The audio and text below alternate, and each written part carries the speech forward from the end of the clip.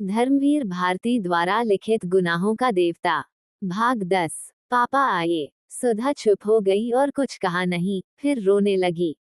Doctor Shukla भर्राए गले से बोले, मुझे ये रुआई अच्छी नहीं लगती। ये भावुकता क्यों? तुम पढ़ी लिखी लड़की हो, इसी दिन के लिए तुम्हें पढ़ाया लिखाया गया था। भावुकता से क्या फायदा? कहते कहते डॉक्टर शुक्ला खुद रोने लगे। चलो चंदर यहाँ से, अभी जनवासा ठीक करवाना है। चंदर और डॉक्टर शुक्ला दोनों उठकर चले गए। अपनी शादी के पहले, हमेशा के लिए अलग होने से पहले सुधा को इतना ही मौका मिला। उसके बाद सुबह 6 बजे गाड़ी आती थी, लेकिन खुशकिस्मती से गाड़ी लेट थी। डॉक्टर शुक्ला तथा अन्य लोग बारात का स्वागत करने स्टेशन पर जा रहे थे और चंदर घर पर ही रह गया था जनवासे का इंतजाम करने। जनवासा बगल में था। माथुर साहब के बंगले के दोनों हॉल और कमरा खाली करवा लिए गए थे। चंदर सुबह 6 ही बजे आ गया था और जनवासे में सब सामान लगवा दिया था। नहाने का पानी और बाकी इंतजाम कर वह घर आया। जलपान का इंतजाम तो केदार के हाथ में था, लेकिन कुछ तौलिए भिजवाने थे। बिनती, कुछ तौलिए निकाल दो, चंदर ने बिनती से कहा। बिनती उर्द की दाल धो रही थी। उसने फौरन उठकर हाथ धोए और कमरे की ओर चली गई।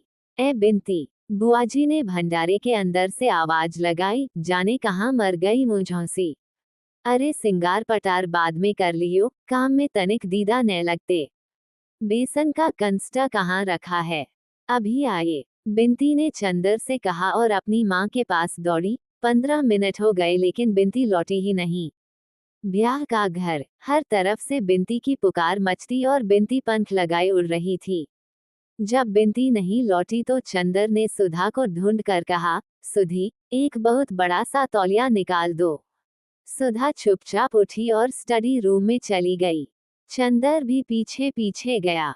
बैठो, अभी निकाल कर लाते हैं, सुधा ने भरी हुई आवाज में कहा और बगल के कमरे में चली गई। वहां से लौटी तो उसके हाथ में मीठे की तश्तरी थी। अरे खाने का वक्त नहीं है सुधा, 8 बजे लोग आ जाएंगे, अभी 2 घंटे हैं, खा लो चंदर, अब कभी तुम्हारे काम में हर्जा करके खाने को नहीं कहूंगी, सुधा बोली। चंदर चुप। याद है चंदर, इसी जगह आंचल में छिपाकर नानखटाई लाई थी। आओ, आज अपने हाथ से खिला दूं, कल ये हाथ पराये हो जाएंगे। और सुधा ने एक इमरती तोकर चंदर के मुंह में दे दी।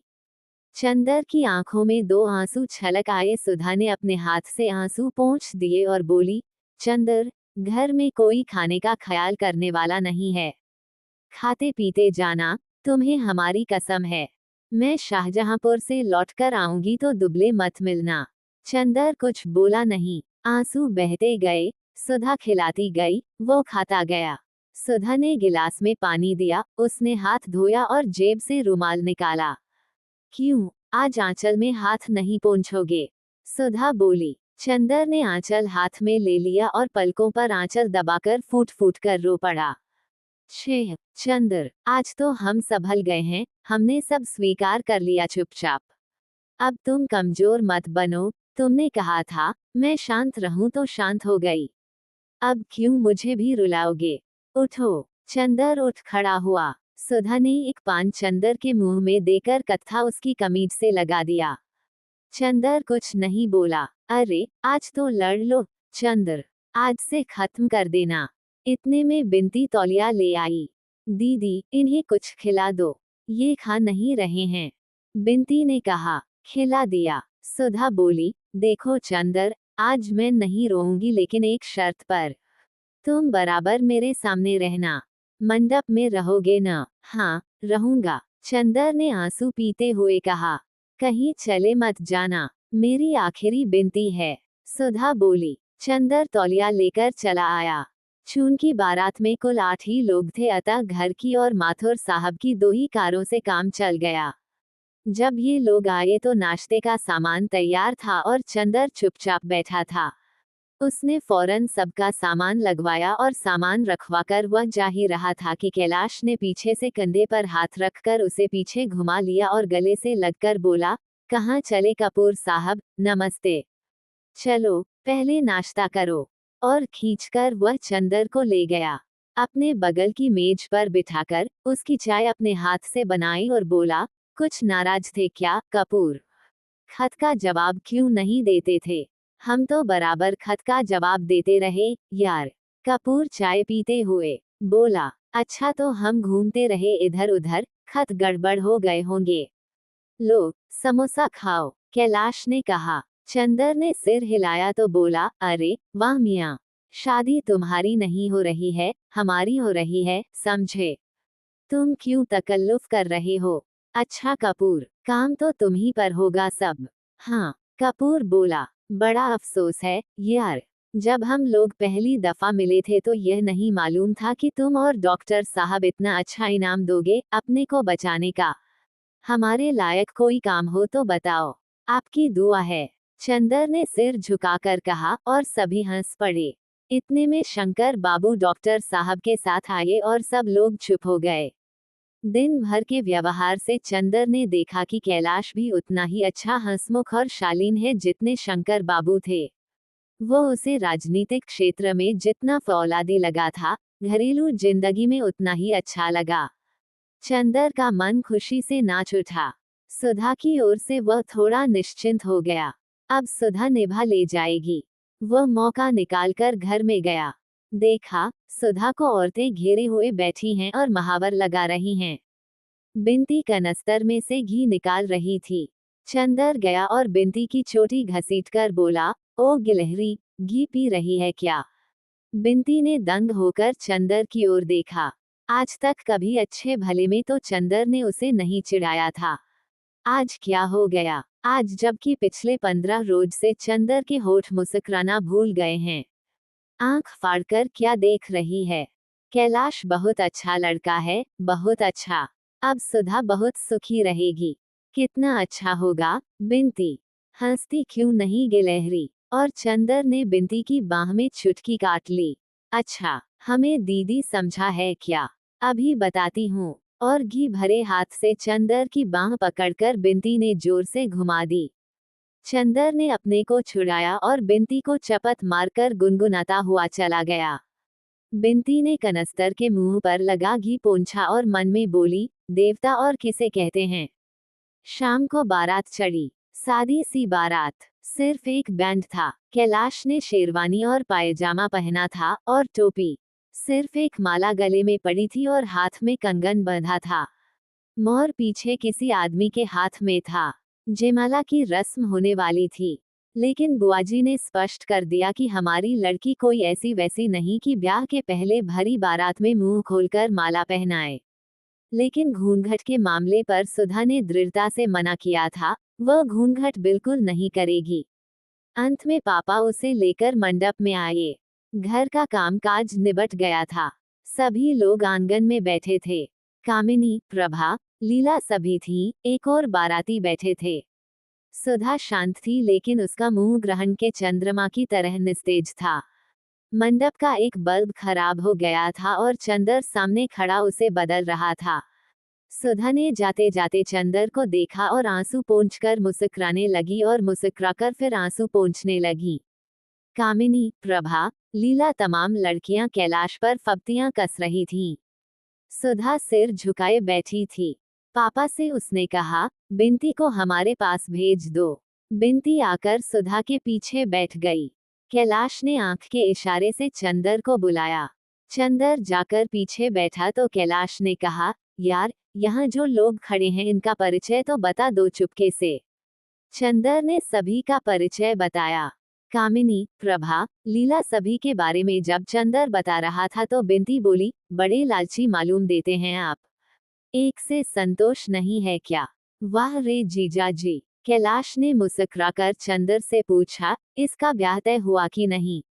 हो गया, चंदर ने कहा। तभी बोलने का अभ्यास कर रही हैं? मंडप में भी इसीलिए बैठी हैं क्या? कैलाश ने कहा। बिन्ती झेप गई और उठकर चली गई। संस्कार शुरू हुआ। कैलाश के हाथ में नारियल और उसकी मुट्ठी पर सुधा के दोनों हाथ। सुधा अब चुप थी। इतनी चुप कि लगता था उसके होठों ने कभी बोलना जाना ही नहीं। संस्कार के दौरान ही पारस्परिक वचन का समय आया। कैलाश ने सभी प्रतिज्ञाएं स्वयं कहीं। शंकर बाबू ने कहा, लड़की भी शिक्षित है और उसे भी स्वयं वचन करने होंगे। सुधा ने सिर हिला दिया। एक असंतोष की लहर सी बारातियों में फैल गई। चंदर ने बिंती को बुलाया। उसके कान में कहा, जाकर सुधा से कह दो कि पागलपन नहीं करते। इससे क्या फायदा? बिंती ने जाकर बहुत धीरे से सुधा के कान में कहा। सुधा ने सिर उठाकर देखा। सामने बरामदे की सीढ़ियों पर चंदर बैठा हुआ, बड़ा चिंतित सा, कभी शंकर बाबू की ओर देखता और कभी सुधा की ओर। सुधा से उसकी निगाह मिली और वह सिहरसा उठा। सुधा क्षण भर उसकी ओर देखती रही। चंदर ने जाने क्या कहा और सुधा ने आंखों ही आंखों में उसे क्या जवाब दे दिया। उसके बाद सुधा नीचे रखे हुए पूजा के नारियल पर लगे हुए सिंदूर को देखती रही, फिर एक बार चंदर की ओर देखा। विचित्र सी थी वह निगाह, जिसमें कातरता नहीं थी, करुणा नहीं थी, आंसू नहीं थे, कमजोरी नहीं थी, था एक गंभीरतम विश्वास, एक उपमाहीन स्नेह, एक संपूर्णतम समर्पण। लगा जैसे वह कह रही हो, सचमुच तुम कह रहे हो, फिर सोच लो चंदर। इतने दृढ़ हो, इतने कठोर हो, मुझसे मुंह से क्यों कहलवाना चाहते हो? क्या सारा सुख लूटकर थोड़ी सी आत्मवंचना भी मेरे पास नहीं छोड़ोगे? अच्छा लो, मेरे देवता। और उसने हारकर सिसकियों से सने स्वरों में अपने को कैलाश को समर्पित कर दिया। प्रतिज्ञाएं दोहरा दी और उसके बाद साड़ी का एक छोर खींचकर नथ की डोरी ठीक करने के बहाने उसने आंसू पोंछ लिए। चंदर ने एक गहरी सांस ली और बगल में बैठी हुई बुआजी से कहा, बुआजी, अब तो बैठा नहीं जाता। आंखों में जैसे किसी ने मिर्च भर दी हो। जाओ जाओ, सोए रहो, ऊपर खाट बिछी है। कल सुबह 10 बजे विदा करे को है। कुछ खायो पियो ने, तो पड़े रहबो। बुआ ने बड़े स्नेह से कहा। चंदर ऊपर गया तो देखा एक खाट पर बिंती औंधी पड़ी सिसक रही है। बिंती, बिंती, उसने बिंती को पक्का हिलाया। बिंती फूट फूट कर रो पड़ी। उठ पगली, हमें तो समझाती है, खुद अपने आप पागलपन कर रही है। चंदर ने रूधे गले से कहा। बिंती उठकर एकदम चंदर की गोद में समा गई और दर्दनाक स्वर में बोली, हाय चंदर, अब क्या होगा? चंदर की आंखों में आंसू आ गए। वह फूट पड़ा और बिंती को एक डूबते हुए सहारे की तरह पक्का उसकी मांग पर मुंह रखकर फूट फूट कर रो पड़ा। लेकिन फिर भी संभल गया और बिंती का माथा सहलाते हुए और अपनी सिसकियों को रोकते हुए कहा, रो मत पगली। धीरे धीरे बिंती चुप हुई और खाट के पास नीचे छत पर बैठ गई और चंदर के घुटनों पर हाथ रखकर बोली, चंदर, तुम आना मत छोड़ना। तुम इसी तरह आते रहना, जब तक दीदी ससुराल से लौट न आए। अच्छा। चंदर ने बिंती की पीठ पर हाथ रखकर कहा, घबराते नहीं। तुम तो बहादुर लड़की हो न। सब चीज बहादुरी से सहना चाहिए। कैसी दीदी की बहन हो। क्यों? बिंती उठकर नीचे चली गई। चंदर लेट रहा। उसकी पोपो में दर्द हो रहा था। नस नस को जैसे कोई तोड़ रहा हो, खींच रहा हो। हड्डियों के रेशे रेशे में थकान मिल गई थी, लेकिन उसे नींद नहीं आई। आंगन में पुरोहित जी के मंत्र पाठ का स्वर और बीच बीच में आने वाले किसी बाराती या औरतों की आवाजें उसके मन को अस्त व्यस्त कर देती थीं। उसकी थकान और उसकी अशांति ही उसको बार बार झटके से जगा देती थी। वह करवट बदलता, कभी ऊपर देखता, कभी आंखें बंद कर लेता कि शायद नींद आ जाए, लेकिन नींद नहीं ही आई। धीरे धीरे नीचे का रव भी शांत हो गया। संस्कार भी समाप्त हुआ। बाराती उठकर चलने लगे और वह आवाजों से यह पहचानने की कोशिश करने लगा कि अब कौन क्या कर रहा है। धीरे धीरे सब शोर शांत हो गया। चंदर ने फिर करवट बदली और आंख बंद कर ली। धीरे धीरे एक कोहरा उसके मन पर छा गया। वह इतना जागा कि अब अगर वह आंख भी बंद करता तो जब पलकें पुतलियों से छा जाती तो एक बहुत कड़वा दर्द होने लगा था। जैसे तैसे उसकी थोड़ी सी आंख लगी। किसी ने सहसा जगा दिया। पलक बंद करने में जितना दर्द हुआ था उतना ही पलकें खोलने में। उसने पलकें खोली, देखा सामने सुधा खड़ी थी। मांग और माथे में सिंदूर, कलाई में कंगन, हाथ में अंगूठियां, कड़े, चूड़े, गले में गहने, बड़ी सी नथुनी डोरे के सहारे कान में बंधी हुई, आंखें जिनमें भादों की घटाओं की गरज खामोश हो रही बरसात सी हो गई थी। वो क्षण भर पैताने खड़ी रही। चंदर उठकर बैठ गया। उसका दिल इस तरह धक रहा था जैसे किसी के सामने भाग्य का रूठा हुआ देवता खड़ा हो। सुधा कुछ बोली नहीं। उसने दोनों हाथ जोड़े और झुककर चंदर के पैरों पर माथा टेक दिया। चंदर ने उसके सिर पर हाथ रखकर कहा, ईश्वर तुम्हारा सुहाग अटल करे। तुम बहुत महान हो। मुझे तुम पर आज से गर्व है। आज तक तुम जो कुछ थी उससे कहीं ज्यादा हो मेरे लिए, सुधा। सुधा कुछ बोली नहीं। आंचल से आंसू पोंछती हुई पायताने जमीन पर बैठ गई और अपने गले से एक बैले का हार उतारा, उसे तोड़ डाला और चंदर के पांव खींचकर खाट के नीचे जमीन पर रख लिए। अरे ये क्या कर रही हो, सुधा? चंदर ने कहा, जो मेरे मन में आएगा। बहुत मुश्किल से रुधे गले से सुधा बोली, मुझे किसी का डर नहीं। तुम जो कुछ दंड दे चुके हो, उससे बड़ा दंड तो अब भगवान भी नहीं दे सकेंगे।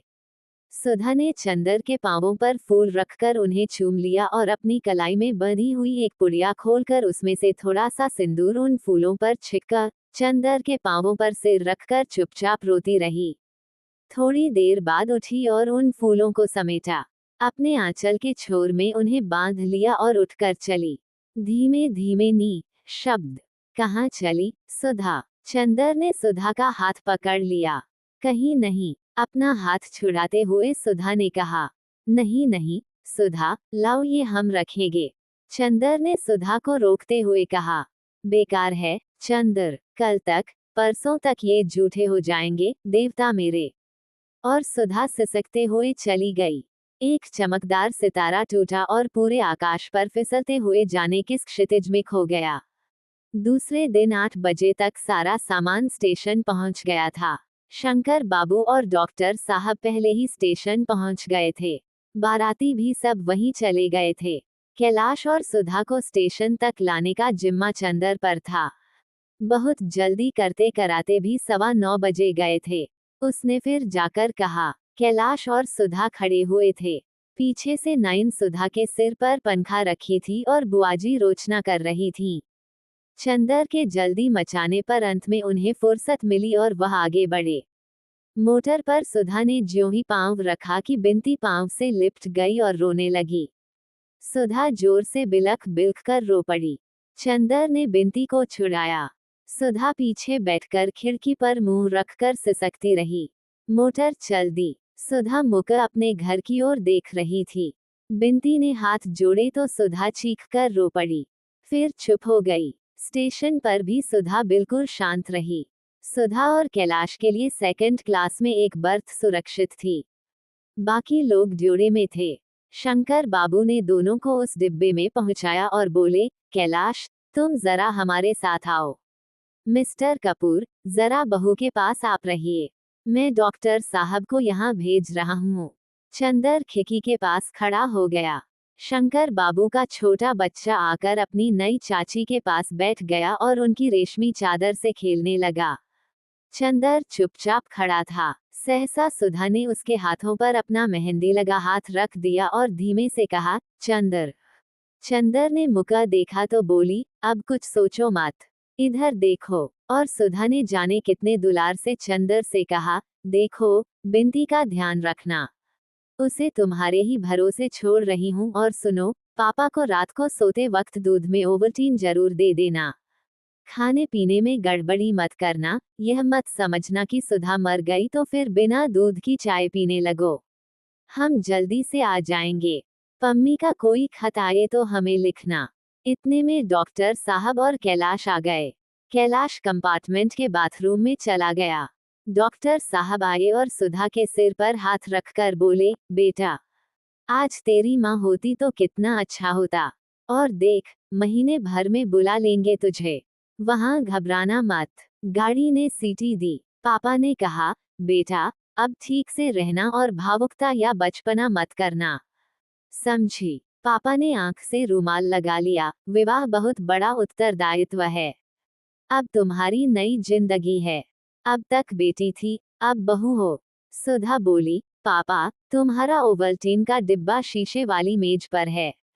उसे पी लिया करना और पापा, बिंती को गांव मत भेजना। चंदर को अब घर पर ही बुला लो। तुम अकेले पड़ गए, और हमें जल्दी बुला लेना। गार्ड ने सीटी दी। कैलाश ने जल्दी से डॉक्टर साहब के पैर छुए। चंदर से हाथ मिला लिया। सुधा बोली, चंदर, ये पुर्जा बिंती को देना और देखो मेरा नतीजा निकले तो तार देना।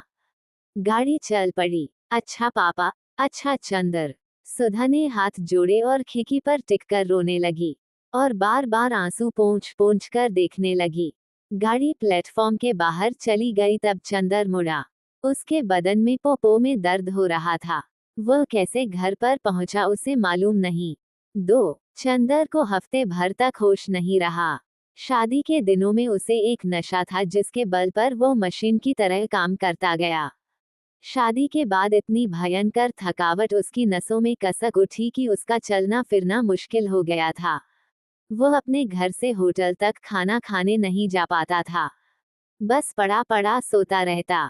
सुबह 9 बजे सोता, 5 बजे उठता, थोड़ी देर होटल में बैठकर फिर वापस आ जाता। चुपचाप छत पर लेटा रहता और फिर सो जाता। उसका मन एक उजड़े हुए नीर की तरह था जिसमें से विचार, अनुभूति, स्पंदन और रस के विहंगम कहीं दूर उड़ गए थे। लगता था जैसे वह सब कुछ भूल गया है। सुधा, बिंती, पम्मी, डॉक्टर साहब, रिसर्च, थीसिस, सभी कुछ। ये सब चीजें कभी कभी उसके मन में नाच जाती, लेकिन चंदर को ऐसा लगता कि ये किसी ऐसी दुनिया की चीजें हैं जिसको वह भूल गया है, जो उसके स्मृति पटल से मिट चुकी है। कोई ऐसी दुनिया जो कभी थी, कहीं थी, लेकिन किसी भयंकर जल प्रलय ने जिसका कण कण ध्वस्त कर दिया था। उसकी दुनिया अपनी छत तक सीमित थी। छत के चारों ओर की ऊंची दीवारों और उन चार दीवारों से बंधे हुए आकाश के चौकोर टुकड़े तक ही उसके मन की उड़ान बंध गई थी। उजाला पाक था। पहले वह लुब्धक तारे की रोशनी देखता, फिर धीरे धीरे चांद की दूधिया रोशनी सफेद कफन की तरह छा जाती और वह मन में थके हुए स्वर जैसे चांदनी को उड़ता हुआ सा कहता, सो जा मुर्दे, सो जा। छठे दिन उसका मन कुछ ठीक हुआ। थकावट, जो एक केंचुल की तरह उस पर छाई हुई थी, धीरे धीरे उतर गई और उसे लगा जैसे मन में कुछ टूटा हुआ सा दर्द कसक रहा है। ये दर्द क्यों है, कैसा है, यह उसके कुछ समझ में नहीं आता था। 5 बजे थे लेकिन धूप बिल्कुल नहीं थी। पीले उदास बादलों की एक झीनी तह ने ढलते हुए आषाढ़ के सूरज को ढंक लिया था। हवा में एक ठंडक आ गई थी, लगता था कि झोंके किसी वर्षा के देश से आ रहे हैं। वह उठा, नहाया और बिंती के घर चल पड़ा। डॉक्टर शुक्ला लॉन पर हाथ में किताब लिए टहल रहे थे। 5 दिनों में जैसे वह बहुत बूढ़े हो गए थे। बहुत झुके हुए से निस्तेज चेहरा, डबडबाई आंखें और चाल में जैसे उम्र थक गई हो। उन्होंने चंदर का स्वागत भी उस तरह नहीं किया जैसे पहले करते थे। सिर्फ इतना बोले, चंदर, 2 दफे ड्राइवर को भेजकर बुलाया तो मालूम हुआ तुम सो रहे हो। अब अपना सामान यहीं ले आओ। और वे बैठकर किताब उलट पलट कर देखने लगे। अभी तक वे बूढ़े थे, उनका व्यक्तित्व तरुण था। आज लगता था जैसे उनके व्यक्तित्व पर झुर्रियां पड़ने लगी हैं, उनके व्यक्तित्व की कमर भी झुक गई है। चंदर कुछ नहीं बोला, चुपचाप खड़ा रहा। सामने आकाश पर एक अजब सी जर्दी छा रही थी। डॉक्टर साहब ने किताब बंद की और बोले, सुना है, कॉलेज के प्रिंसिपल आ गए हैं। जाऊं जरा उनसे तुम्हारे बारे में बात कराऊं। तुम जाओ, सुधा का खत आया है बिंती के पास। बुआ जी हैं? चंदर ने पूछा। नहीं, आज ही सुबह तो गईं। हम लोग कितना रोकते रहे लेकिन उन्हें कहीं और चैन ही नहीं पड़ता। बिंती को बड़ी मुश्किल से रोका मैंने। और डॉक्टर साहब गराज की ओर चल पड़े। चंदर भीतर गया। सारा घर इतना सुनसान था, इतना भयंकर सन्नाटा कि चंदर के रोए रोए खड़े हो गए। शायद मौत के बाद का घर भी इतना नीरव और इतना भयानक न लगता होगा जितना यह शादी के बाद का घर। सिर्फ रसोई से कुछ खटपट की आवाज आ रही थी। बिंती, चंदर ने पुकारा। बिंती चौके में थी। वह निकल आई। बिंती को देखते ही चंदर दंग हो गया। वह लड़की इतनी दुबली हो गई थी कि जैसे बीमार हो। रो रोकर उसकी आंखें सूज गई थीं और होठ मोटे पड़ गए थे। चंदर को देखते ही उसने कड़ाही उतारकर नीचे रख दी और बिखरी हुई लंठे सुधारकर आंचल ठीक कर बाहर निकल आई। कमरे से खींचकर एक चौकी आंगन में डालकर चंदर से बहुत उदास स्वर में बोली, बैठिए। घर कितना सूना लग रहा है बिंती, तुम अकेले कैसे रहती होगी? चंदर ने कहा। बिंती की आंखों में आंसू छल छला आए। बिंती, रोती क्यों हो? छे, मुझे देखो, मैं कैसे पत्थर बन गया हूँ। क्यों? तुम तो इतनी अच्छी लड़की हो। चंदर ने बिंती के कंधे पर हाथ रखकर कहा। बिंती ने आंसू भरी पलकें चंदर की ओर उठाई और बड़े ही कातर स्वर में कहा, आप देवता हो सकते हैं, लेकिन हरेक तो देवता नहीं है। फिर आपने कहा था आप आएंगे बराबर, पिछले हफ्ते से आए भी नहीं। ये भी नहीं सोचा कि हमारा क्या हाल होगा। रोज सुबह शाम कोई भी आता तो हम दौका देखते कि आप आए हैं या नहीं। दीदी आपकी थी, बस उन तक आपका रिश्ता था। हम तो आपके कोई नहीं हैं। नहीं बिनती, इतने थक गए थे कि हम कहीं आने जाने की हिम्मत ही नहीं पड़ती थी। बुआजी को जाने क्यों दिया तुमने? उन्हें रोक लेती। चंदर ने कहा, अरे वह थी तो रोने भी नहीं देती थी। मैं 2-3 दिन तक रोई तो मुझ पर बहुत बिगड़ी और महाराजन से बोली, हमने तो ऐसी लड़की ही नहीं देखी। बड़ी बहन का ब्याह हो गया तो मारे जलन के दिन रात आंसू बहा बहा कर अमंगल बनाती है। जब वक्त आएगा तभी शादी करेंगे कि अभी ही किसी के साथ निकाल दूं। बिंती ने एक गहरी सांस लेकर कहा, आप समझ नहीं सकते कि जिंदगी कितनी खराब है। अब तो हमारी तबीयत होती है कि मर जाएं।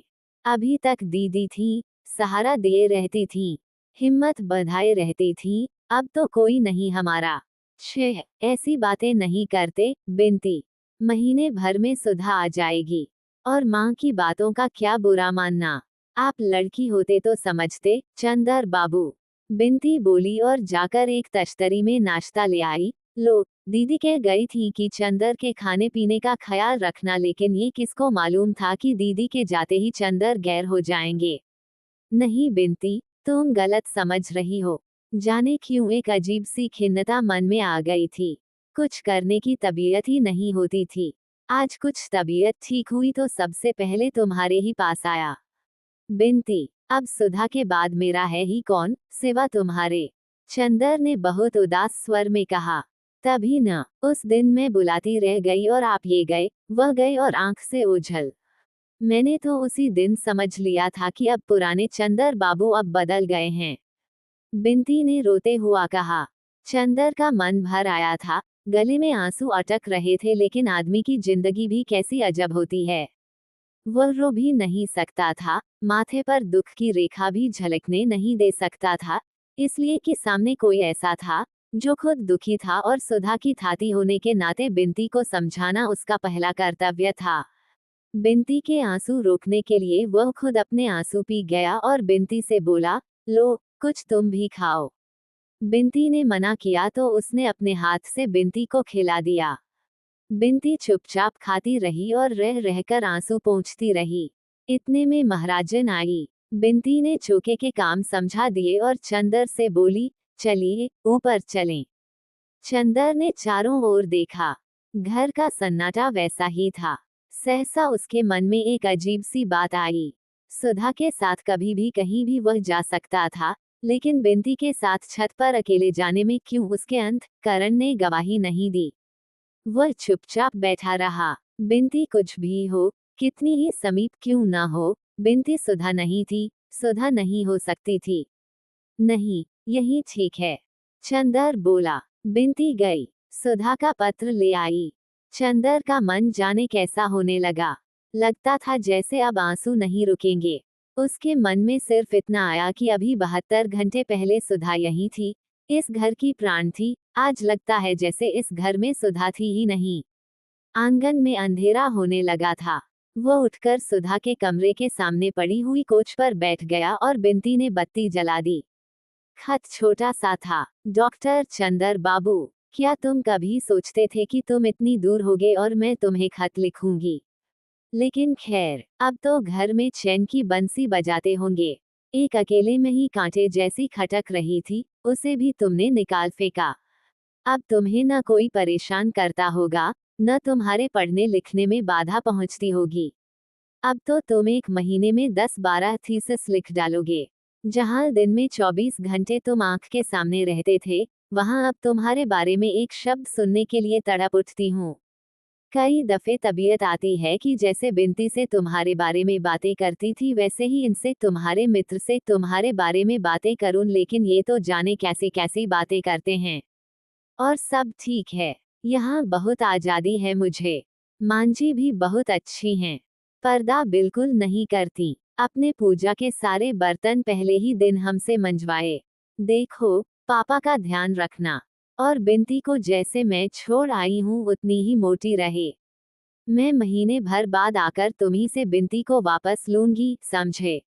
यह न करना कि मैं न रहूं तो मेरे बजाय बिनती को रुला रुला कर, कुड़ा कुड़ा कर मार डालो, जैसी तुम्हारी आदत है। चाय ज्यादा मत पीना। खत का जवाब फौरन। तुम्हारी सुधा। चंदर ने चिट्ठी एक बार फिर पढ़ी, 2 बार पढ़ी, और बार बार पढ़ता गया। हल्के हरे कागज पर छोटे छोटे काले अक्षर जाने कैसे लग रहे थे, जाने क्या कह रहे थे। छोटे छोटे अर्थात कुछ उनमें अर्थ था जो शब्द से भी ज्यादा गंभीर था।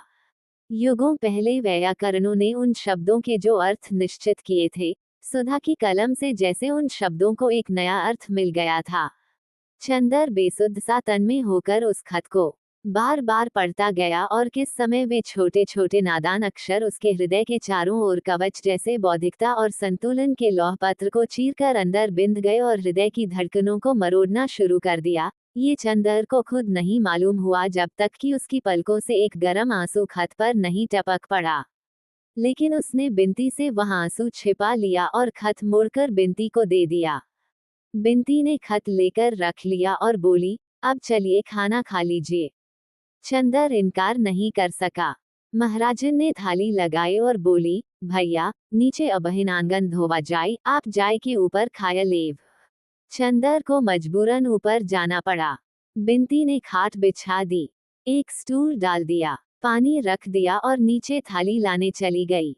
चंदर का मन भारी हो गया था। ये वही जगह है, वही खाट है जिस पर शादी की रात वह सोया था। इसी के पैताने सुधा आकर बैठी थी, अपने नए सुहाग में लिपटी हुई सी। यहीं पर सुधा के आंसू गिरे थे। बिनती थाली लेकर आई और नीचे बैठकर पंखा करने लगी। हमारी तबीयत तो है ही नहीं खाने की, बिनती। चंदर ने भर्राए हुए स्वर में कहा, अरे, बिना खाए पिए कैसे काम चलेगा? और फिर आप ऐसा करेंगे तो हमारी क्या हालत होगी? दीदी के बाद और कौन सहारा है? खाए। और बिनती ने अपने हाथ से एक कौर बनाकर चंदर को खिला दिया। चंदर खाने लगा। चंदर चुप था, वह जाने क्या सोच रहा था। बिनती चुपचाप बैठी पंखा झल रही थी। क्या सोच रहे हैं आप? बिनती ने पूछा। कुछ नहीं, चंदर ने उतनी ही उदासी से कहा। नहीं बताइएगा, बिनती ने बड़े कातर स्वर से कहा। चंदर एक फीकी मुस्कान के साथ बोला, बिनती, अब तुम इतना ध्यान न रखा करो। तुम समझती नहीं, बाद में कितनी तकलीफ होती है। सुधा ने क्या कर दिया है ये वो खुद नहीं समझती। कौन नहीं समझता? बिनती एक गहरी सांस लेकर बोली, दीदी नहीं समझती या हम नहीं समझते? सब समझते हैं, लेकिन जाने मन कैसा पागल है कि सब कुछ समझकर धोखा खाता है। अरे दही तो आपने खाया ही नहीं। वह पूरी लाने चली गई। और इस तरह दिन कटने लगे। जब आदमी अपने हाथ से आंसू मोल लेता है, अपने आप दर्द का सौदा करता है, तब दर्द और आंसू तकलीफ देह नहीं लगते। और जब कोई ऐसा हो जो आपके दर्द के आधार पर आपको देवता बनाने के लिए तैयार हो और आपके एक एक आंसू पर अपने 100 आंसू बिखेर दे, तब तो कभी कभी तकलीफ भी भली मालूम देने लगती है। लेकिन फिर भी चंदर के दिन कैसे कट रहे थे यह वही जानता था। लेकिन अकबर के महल में जलते हुए दीपक को देखकर अगर किसी ने जाड़े की रात जमुना के घुटनों घुटनों पानी में खड़े होकर काट दी, तो चंदर अगर सुधा के प्यारे प्यारे खतों के सहारे समय काट रहा था तो कोई ताज्जुब नहीं। अपने अध्ययन में प्रौढ़, अपने विचारों में उदार होने के बावजूद चंदर अपने स्वभाव में बच्चा था, जिससे जिंदगी कुछ भी करवा सकती थी, बशर्ते जिंदगी को यह आता हो कि इस भोले भाले बच्चे को कैसे बहलावा दिया जाए। बहलावे के लिए मुस्काने ही जरूरी नहीं होती हैं, शायद आंसुओं से मन जल्दी बहल जाता है। बिंती के आंसुओं में चंदर सुधा की तस्वीर देखता था और बहल जाता था। वह रोज शाम को आता और बिंती से सुधा की बातें करता, जाने कितनी बातें, जाने कैसी बातें, और बिंती के माध्यम से सुधा में डूबकर चला आता था। चूंकि सुधा के बिना उसका दिन कटना मुश्किल था, एक क्षण कटना मुश्किल था, इसलिए बिंती उसकी एक जरूरत बन गई थी। वह जब तक बिंती से सुधा की बात नहीं कर लेता था, तब तक जैसे वह बेचैन रहता था, तब तक उसकी किसी काम में तबीयत नहीं लगती थी। जब तक सुधा सामने रही, कभी भी उसे यह नहीं मालूम हुआ कि सुधा का क्या महत्व है उसकी जिंदगी में। आज जब सुधा दूर थी तो उसने देखा कि सुधा उसकी सांसों से भी ज्यादा आवश्यक थी उसकी जिंदगी के लिए। लगता था वह एक क्षण सुधा के बिना जिंदा नहीं रह सकता। सुधा के अभाव में बिंती के माध्यम से वह सुधा को ढूंढता था, और जैसे सूरज के डूब जाने पर चांद सूरज की रोशनी उधार लेकर रात को उजियारा कर देता है, उसी तरह बिंती सुधा की याद से चंदर के प्राणों पर उजियारी बिखेरती रही। चंदर बिंती को इस तरह अपनी सांसों की छांव में दुबकाए रहा जैसे बिंती सुधा का स्पर्श हो, सुधा का प्यार हो। बिंती भी चंदर के माथे पर उदासी के बादल देखते ही तड़प उठती थी। लेकिन फिर भी बिंती चंदर को हंसा नहीं पाई। चंदर का पुराना उल्लास लौटा नहीं। सांप का काटा हुआ जैसे लहरें लेता है, वैसे ही चंदर की नसों में फैला हुआ उदासी का जहर रह रहकर चंदर को झकझोर देता था। उन दिनों दो दो तीन तीन दिन तक चंदर कुछ नहीं करता था, बिंती के पास भी नहीं जाता था, बिंती के आंसुओं की भी परवाह नहीं करता था, खाना नहीं खाता था, और अपने को जितनी तकलीफ हो सकती थी, देता था। फिर ज्यों ही सुधा का कोई खत आता था, वह उसे चूम लेता और फिर स्वस्थ हो जाता था। बिंती चाहे जितना करे, लेकिन चंदर की इन भयंकर उदासी की लहरों को चंदर से छीन नहीं पाई थी। चांद कितनी कोशिश क्यों ना करे, वह रात को दिन नहीं बना सकता। लेकिन आदमी हंसता है, दुख दर्द सभी में आदमी हंसता है। जैसे हंसते हंसते आदमी की प्रसन्नता थक जाती है, वैसे ही कभी कभी रोते रोते आदमी की उदासी थक जाती है और आदमी करवट बदलता है, ताकि हंसी की छांव में कुछ विश्राम कर फिर वह आंसुओं की कड़ी धूप में चल सके। ऐसी ही एक सुबह थी जबकि चंदर के उदास मन में आ रहा था कि वह थोड़ी देर हंस भी ले। बात यूं हुई थी कि उसे शैली की एक कविता बहुत पसंद आई थी, जिसमें शैली ने भारतीय मलयज को संबोधित किया है। उसने अपना शैली कीट्स का ग्रंथ उठाया और उसे खोला तो वही आम के अचार के दाग सामने पड़ गए जो सुधा ने शरारतन डाल दिए थे। बस वह शैली की कविता तो भूल गया और उसे याद आ गई आम की फांक और सुधा की शरारत से भरी शोक आंखें। फिर तो एक के बाद दूसरी शरारत प्राणों में उठ उठकर चंदर की नसों को गुदगुदाने लगी, और चंदर उस दिन जाने क्यों हंसने के लिए व्याकुल हो उठा। उसे ऐसा लगा जैसे सुधा की ये दूरी, यह अलगाव सभी कुछ झूठ है। सच तो वे सुनहले दिन थे जो सुधा की शरारतों से मुस्कुराते थे, सुधा के दुलार में जगमगाते थे। और कुछ भी हो जाए, सुधा उसके जीवन का एक ऐसा अमर सत्य है जो कभी भी डगमगा नहीं सकता। अगर वह उदास होता है, दुखी होता है, तो वह गलत है। वह अपने ही आदर्श को झूठा बना रहा है, अपने ही सपने का अपमान कर रहा है। और उसी दिन सुधा का खत भी आया, जिसमें सुधा ने साफ साफ तो नहीं पर इशारे से लिखा था कि वह चंदर के भरोसे ही किसी तरह दिन काट रही थी। उसने सुधा को एक पत्र लिखा, जिसमें वही शरारत, वही खिजाने की बातें थी जो वह हमेशा सुधा से करता था, लेकिन जिसे वह पिछले 3 महीने में भूल गया था। उसके बाद वह बिंती के यहाँ गया। बिंती अपनी धोती में क्रोशिया की बेल टांक रही थी। ले गिलहरी, तेरी दीदी का खत। लाओ, मिठाई खिलाओ। हम काहे को खिलाएं? आप खिलाए जो खिले पड़े हैं आज। बिंती बोली, हम क्यों खिलाएंगे? यहाँ तो सुधा का नाम सुनते ही तबीयत कुड़ जाती है। अरे चलिए, आपका घर मेरा देखा है, मुझसे नहीं बन सकते आप? बिंती ने मुंह चिढ़ाकर कहा, आज बड़े खुश हैं। हाँ, बिंती। एक गहरी सांस लेकर चंदर चुप हो गया। कभी कभी उदासी भी थक जाती है। और मुंह झुकाकर बैठ गया। क्यों, क्या हुआ? बिंती ने चंदर की बाह में सुई चुभो दी। चंदर चौंक उठा। हमारी शक्ल देखते ही आपके चेहरे पर मुहर्रम छा जाता है। अजी नहीं, आपका मुखमंडल देखकर तो आकाश में चंद्रमा भी लज्जित हो जाता होगा, श्रीमती बिनती विदुषी। चंदर ने हंसकर कहा। आज चंदर बहुत खुश था। बिनती लजा गई और फिर उसके गालों में फूल के कटोरे खिल गए और उसने चंदर के कंधे से फिर सुई चुभोकर कहा, आपको एक बड़े मजे की बात बतानी है आज। क्या? फिर हंसिएगा मत और चिढ़ाएगा नहीं, बिनती बोली। कुछ तेरे ब्याह की बात होगी। चंदर ने कहा। नहीं, ब्याह की नहीं, प्रेम की, बिनती ने हंसकर कहा और झेप गई। अच्छा, गिलहरी को ये रोग कब से आई? चंदर ने हंसकर पूछा। अपनी मांझी की शक्ल देखी है न, काटकर कुएं में फेंक देंगी तुझे। अब क्या करें, कोई सिर पर प्रेम मढ़ ही दे तो। बिनती ने बड़े आत्मविश्वास से कहा। थी बड़ी खुले स्वभाव की लड़की। आखिर कौन अभागा है वह? जरा नाम तो सुने। चंदर बोला। हमारे महाकवि मास्टर साहब। बिनती ने हंसकर कहा। अच्छा, ये कब से? तूने पहले तो कभी बताया नहीं। अब तो जाकर हमें मालूम हुआ। पहले सोचा दीदी को लिख दें, फिर कहा वहां जाने किसके हाथ में चिट्ठी पड़े, तो सोचा तुम्हें बता दें। हुआ क्या आखिर? चंदर ने पूछा। बात ये हुई कि पहले तो हम दीदी के साथ पढ़ते थे, तब तो मास्टर साहब कुछ नहीं बोलते थे। इधर जब से हम अकेले पने लगे तब से कविताएं समझाने के बहाने दुनिया भर की बातें करते रहे। एक बार स्कंदगुप्त पढ़ाते पढ़ाते बड़ी ठंडी सांस लेकर बोले, काश कि आप भी देवसेना बन सकती। बड़ा गुस्सा आया मुझे। मन में आया कह दूं कि मैं तो देवसेना बन जाती, लेकिन आप अपना कवि सम्मेलन का पेशा छोड़कर स्कंदगुप्त कैसे बन पाएंगे। लेकिन फिर मैंने कुछ कहा नहीं। दीदी से सब बात कह दी। दीदी तो है ही लापरवाह, कुछ कहा ही नहीं उन्होंने। और मास्टर साहब वैसे अच्छे हैं, पढ़ाते भी अच्छा हैं, लेकिन ये फितूर जाने कैसे उनके दिमाग में चढ़ गया। बिनती बड़े सहज स्वभाव से बोली।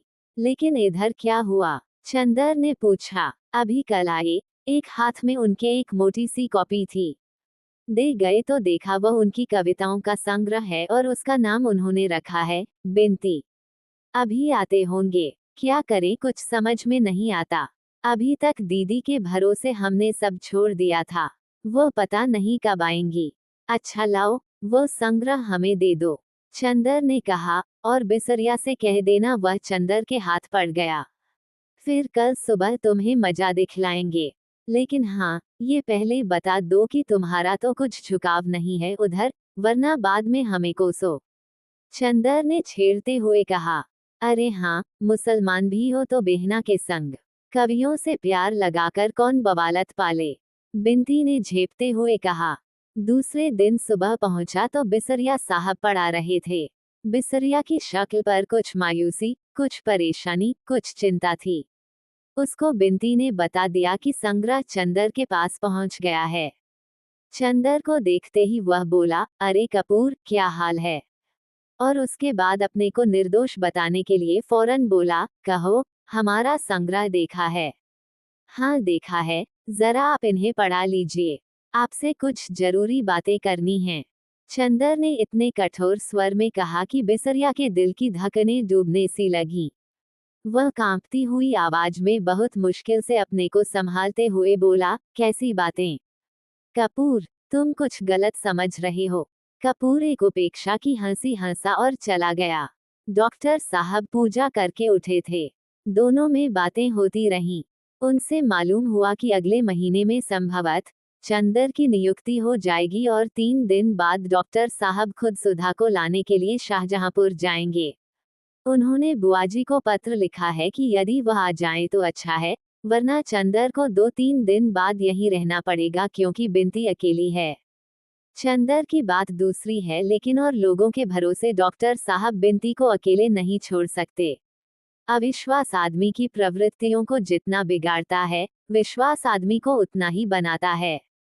डॉक्टर साहब चंदर पर जितना विश्वास करते थे, सुधा चंदर पर जितना विश्वास करती थी और इधर बिनती उस पर जितना विश्वास करने लगी थी, उसके कारण चंदर के चरित्र में इतनी दृढ़ता आ गई थी कि वो फौलाद बन गया था।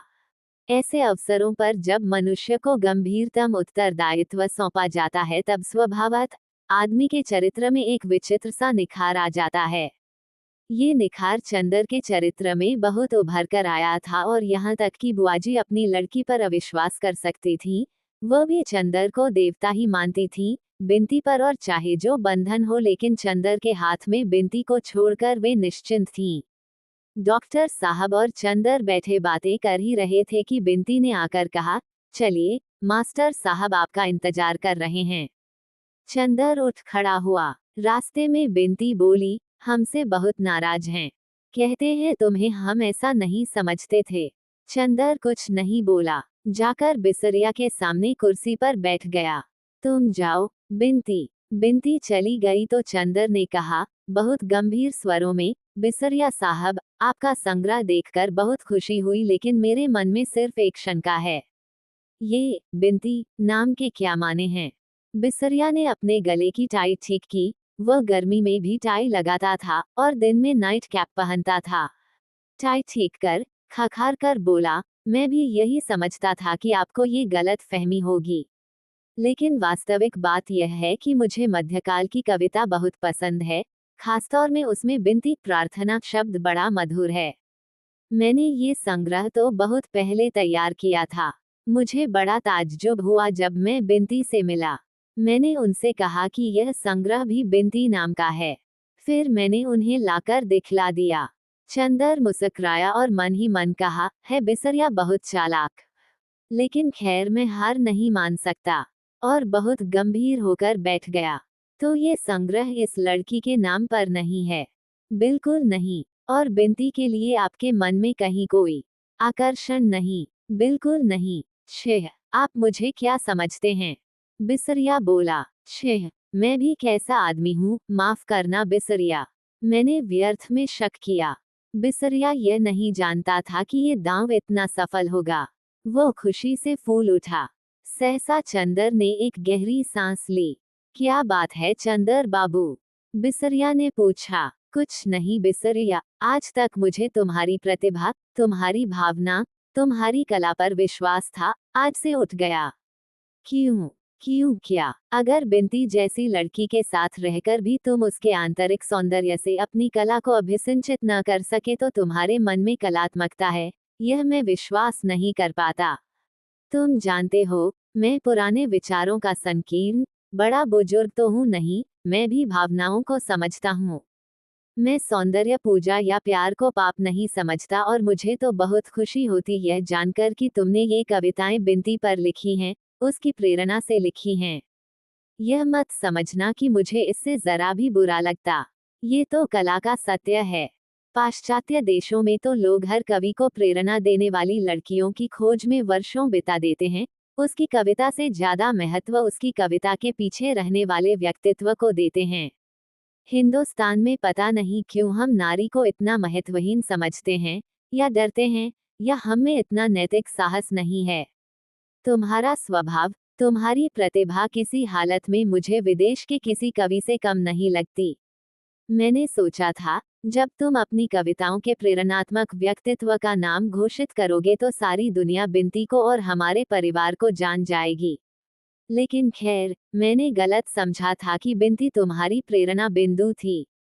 और चंदर चुपचाप गंभीरता से बिसरिया के संग्रह के पृष्ठ उल्टने लगा। बिसरिया के मन में कितनी उथल पुथल मची हुई थी। चंदर का मन इतना विशाल है, यह उसे कभी नहीं मालूम था। यहाँ तो कुछ छिपाने की जरूरत ही नहीं, और जब चंदर इतनी स्पष्ट बातें कर रहा है तो बिसरिया क्यों छिपाए? कपूर, मैं तुमसे कुछ नहीं छिपाऊंगा। मैं कह नहीं सकता कि बिंती जी मेरे लिए क्या हैं। शेक्सपियर की मिरांडा, प्रसाद की देवसेना, दांते की बीएट्रिस, कीट्स की फैनी और सूर की राधा से बढ़कर माधुर्य अगर मुझे कहीं मिला है तो बिंती में। इतना डूब गया मैं बिंती में कि एक कविता भी नहीं लिख पाया। मेरा संग्रह छपने जा रहा था तो मैंने सोचा कि इसका नाम ही क्यों न बिंती रखूं। चंदर ने बड़ी मुश्किल से अपनी हंसी रोकी। दरवाजे के पास छिपी खड़ी हुई बिंती खिलखिलाकर हंस पड़ी। चंदर बोला, नाम तो बिंती बहुत अच्छा सोचा तुमने, लेकिन सिर्फ एक बात है। मेरे जैसे विचार के लोग सभी नहीं होते। अगर घर के और लोगों को यह मालूम हो गया, मसलन डॉक्टर साहब को, तो वह न जाने क्या कर डालेंगे। इन लोगों को कविता और उसकी प्रेरणा का महत्व ही नहीं मालूम। उस हालत में अगर तुम्हारी बहुत बेइज्जती हुई तो न हम कुछ बोल पाएंगे न बिनती। डॉक्टर साहब पुलिस को सौंप दें, यह अच्छा नहीं लगता। वैसे मेरी राय है कि तुम बिनती ही नाम रखो, बड़ा नया नाम है, लेकिन ये समझ लो कि डॉक्टर साहब बहुत सख्त हैं इस मामले में।